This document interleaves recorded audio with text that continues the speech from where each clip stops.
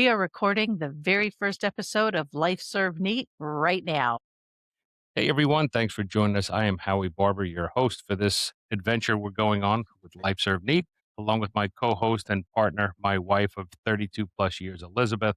We are a military couple. We met in 93 in January, Mhm. got married in December of the same year. We knew each other 11 months when we got married. If my children did that today, I'd tell them they were crazy, but it seems to have worked for us. And it'll work for another 32 plus years coming. She told me one time she may be a widow, but she'd never ever be divorced. And so far it's worked out. Here we are, and we're going to continue on. You'll notice you've got a little bit of a tropical scenery in our background here. We are actually recording this in our basement in a space that is a tiki bar. And this isn't a room with a bar in it. This is a room that has been transformed into a bar. It opens to the backyard. We've had Kentucky Derby parties, 50th birthday parties, first birthday parties, engagement parties. There's been a lot of life and a lot of celebration in this room that spills over to the backyard. Which really makes it the perfect setting for a podcast like this, in which we're just going to be talking about life and everything that goes into making up a life. So just grab a bar stool, grab a beverage of your choice, and we are just going to have great conversations here, like you do in a bar. So, can I tell the story about how this became a bar? Yes. Okay. This Yes. space wasn't always a bar. So when the house was built, it was actually unfinished space. It was a workshop. The people we bought the house from had it set up as a gym. But when we moved in and were getting settled in, we were using it as a storage space. But we had a flood. So we had to move everything out of this space and fix it. And Howie's brother came over to help us assess the damage, help us figure out what we needed to do and put it back together. And I'm not quite sure still today whether to be offended by this or not. But he told us during that time that, you would use this space a lot more if it was a bar than if it was a gym. And right there, the seed got planted. He wasn't And lying. he really wasn't. He really wasn't. But there the seed got planted and we began transforming the space into a tiki bar that is now going to double as our podcast studio. In future episodes, we'll give you a tour of the space. We'll take you around and show you all the little details. Pretty cool. Got some tiki masks, got paintings that have been done on the wall by guests, got a painting behind me. Just some cool stuff in this little room.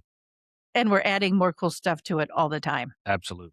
So this podcast is going to be about life. It's going to be about business. It's going to be about finances. We have a bunch of subject matter experts in different fields that are going to join us. We'll introduce a few before we end this podcast in a little bit. Right now, I think we should probably talk about philosophy, right? What life philosophy is. Uh, Beth, give me one of your philosophies of life. This is a topic I'm really getting interested in, are like people's core philosophies. So my biggest philosophy is bloom where you're planted. And that's just something that I've held on to ever since I was a teenager, just to make the most of any situation that you're in. Even if you didn't choose that situation, just figure out how to thrive and take, the seeds of something you can plant in the future with you when you go. So bloom where you're planted is one of my core philosophies. How about you? I think the philosophy that I try to live my life by, and if I have just one, this is it. Tell me the rules and I'll figure out how to win, right? Everybody gets hit with challenges, everybody has obstacles, but unless you know what you can and can't do, unless you know the parameters, you're handcuffed. Once I know what the limits are, well, then we just figure out a way how to succeed, right? If you're Mhm. unhappy in your job and you need more money, or you're unhappy in your job and you want to leave, then you come up with an exit strategy or you figure out how to make money on the side. If you like your job, but you don't make enough money, how do we make more money to stay there? Right. Just tell me Mhm. the rules and let's figure out how to, right? That's yeah, that's a great one. I don't know if this actually counts as a core philosophy, but maybe more of a mantra, something that I've heard you say a lot, because you were a baseball coach for so many years, spent a lot of time. No cursing on the show. Okay. Okay, none. But I used to sit outside the fence while you were sitting on the bucket talking to your pitchers, and you used to tell them to compete every pitch. And that's something that's in my psyche that I hang on to. So can you talk a little bit about that? Well, the kids were 8, 10, 12 at the time, not really. Some were highly competitive. Some, were still having fun, but not Mhm. competitive, right? So they'd have one or two good pitches or one or two bad pitches. They take the foot off the gas or they start to lose focus. And I would just remind them that every pitch, right? Drive down the hill. Let's compete every pitch because really every pitch is a reset for what could happen next. So that was, I don't even know if that was my mantra. That I might have taken that from one of my old coaching buddies who was a pitcher in college. So yeah, that's a great mantra to keep in mind, Mhm. right? Compete every pitch. Yeah, I say that to myself when I need to remember to keep trying, compete every pitch. Whatever I was doing wasn't working, but I gotta keep trying again. So that's where that comes into play for me. So no matter where you got it from, I've taken it and now I'll, you know, pass it on to other people when I'm telling them the same thing you used to tell your pitchers. Well, you can probably tell from my accent, I am not a North Carolina native.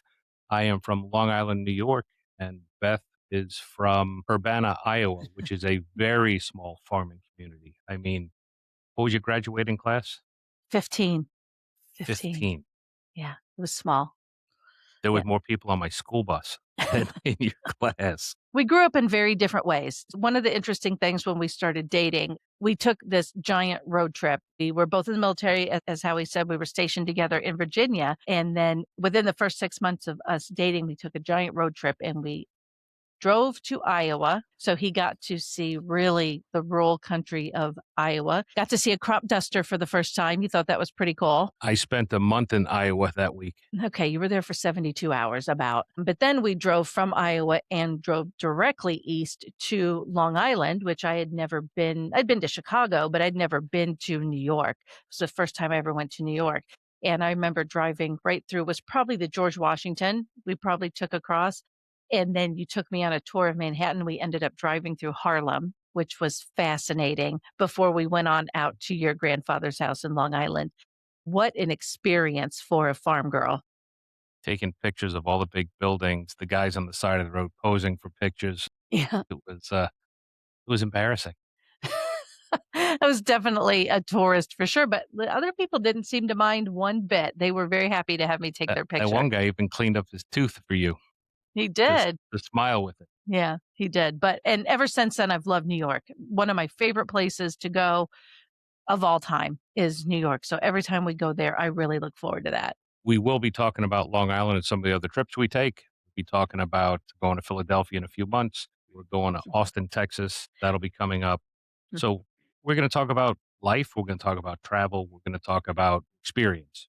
We're going to leave the comments open on all of these blogs, on all of these videos. And man, I would love to have you guys make comments and contribute. When we have guests, please ask questions, leave questions for when they return. Be nice.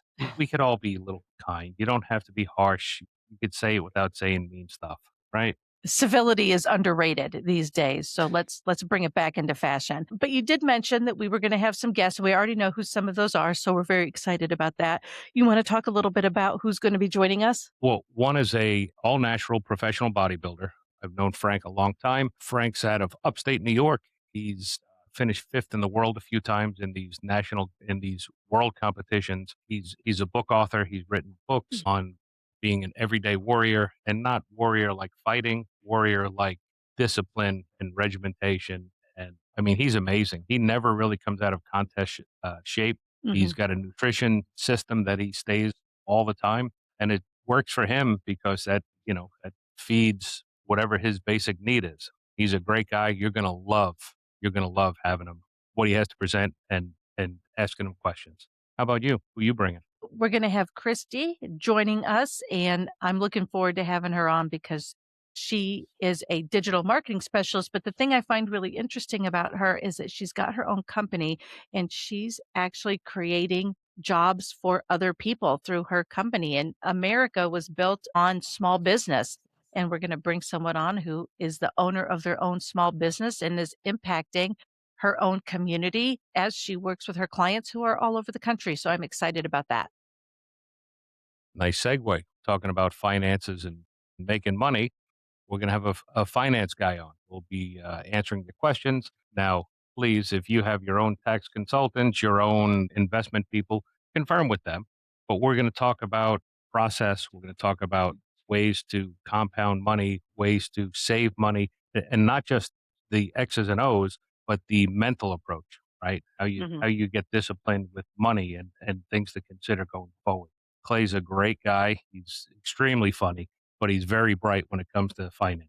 And then we're also, along with doing this podcast, we're building out a website. We're going to have some blogs and maybe some other video on YouTube in addition to the podcast. So we're looking forward to seeing how this thing evolves and how we evolve along with it. I don't want to be a self-centered guy, so if you want to host this and me be your sidekick, I will do that for you. Well, you are the armed forces disc jockey out of this pairing. So I am the sidekick here, your straight man, whatever is needed, but you have the show here. I was one half of Smoking Joe and Elmo on the Second Fleet flagship USS Mount Whitney back in, I guess it was Mhm. 86 to 90 or 91 when I left.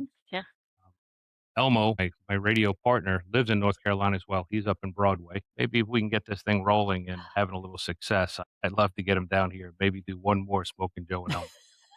One more. Oh, really who I wanna have as a guest were all of your shipmates from the Mount Whitney. Have them all come on and talk about their memories of Smokin' Joe and Elmo and maybe some of the stories of you guys hitting some Liberty ports around the world. That would be must-see TV here. You like when Kevin says, and I was standing right next to him. I really do. That is how he ends every story that has you in it, and I was standing right next to him when it happened. I was a different animal back then, You're still an animal today. kindler and gentler. Well, I think that happens to all of us as we get a little older, a little wiser, but we still have some good stories in there. And that's what this is all about, is letting everybody come and tell their stories. So we do have a website, like Beth was saying. We have a bunch of blogs on it. We'll continue to share more blogs.